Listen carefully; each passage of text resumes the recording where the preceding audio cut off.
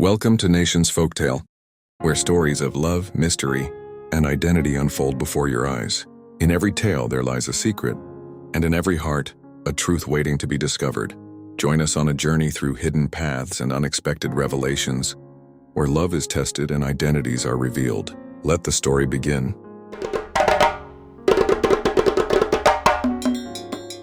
In the land of Lagos, where towers touch the sky and egos soar even higher, there lived a man born into everything, yet longing for something real. This was the story of a billionaire's son who became a gatekeeper, just to find a wife.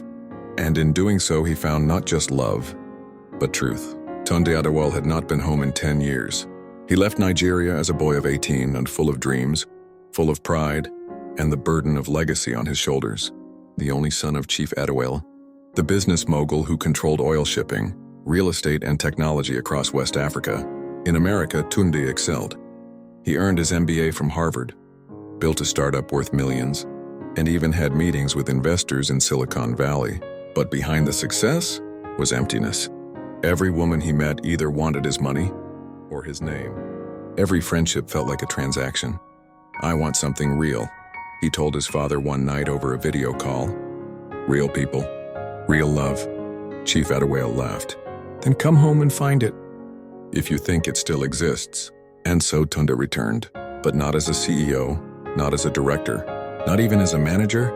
He asked his father to give him the lowest position available, one where he could blend in, observe, and search. His role? Gatekeeper. Every morning, dressed in simple khaki uniform, cap low, Tunde stood at the tall iron gates of Adewale Industries, logging in names, opening doors, waving cars in. The staff didn't know who he was. The rich girls in marketing barely looked at him. The men in suits barked orders, and some security guards mocked his accent, assuming he was just another returnee who had fallen from grace. But Tunde didn't flinch.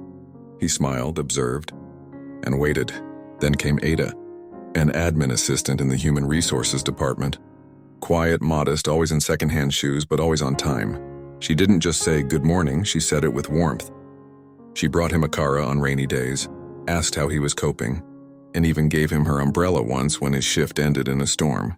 Tunde noticed everything. How she used her small salary to support her mother and younger siblings. How she stayed late not to impress anyone but to finish her tasks with pride. She wasn't loud, she wasn't flashy, but she had dignity and a heart that shined.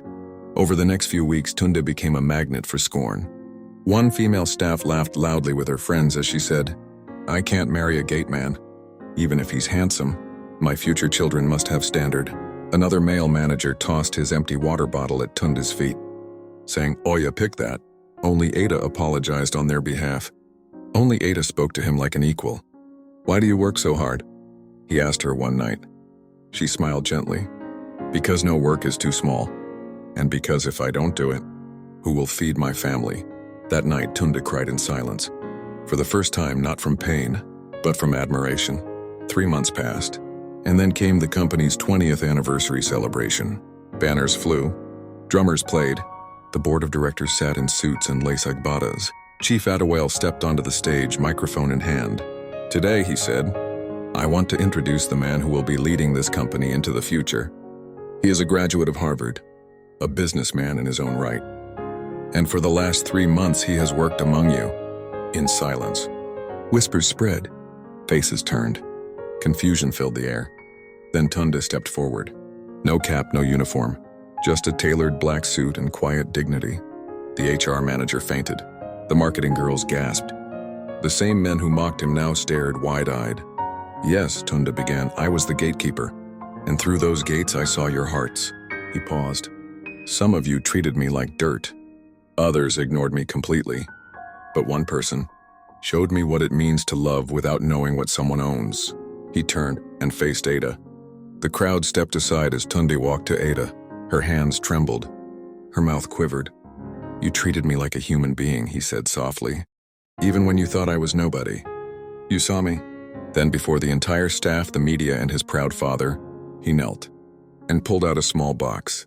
"Ada, will you build a life with me? Not as a boss, not as a billionaire's son, but as a man who truly loves you?" Tears streamed down her face, and she said, "Yes." Tunde and Ada's wedding was not just a celebration of love, it was a reminder to the world that no job is too small, that love cannot be bought with money, and that character is what truly defines a person. To this day, a plaque hangs at the gates of Adewale Industries. It reads, "He who opens gates with kindness opens hearts forever." Sometimes the greatest treasures are found where no one dares to look, and sometimes the gatekeeper holds the key to the kingdom. So my dear friends and family, this is where the story of Tunde Adewale ends. Please, if you love the story, don't forget to like the video, comment, share to others to enjoy too. Please, if you have not subscribed to our channel yet, make sure to subscribe for more tales like this. Goodbye for now until we meet again in my next video. Thank you.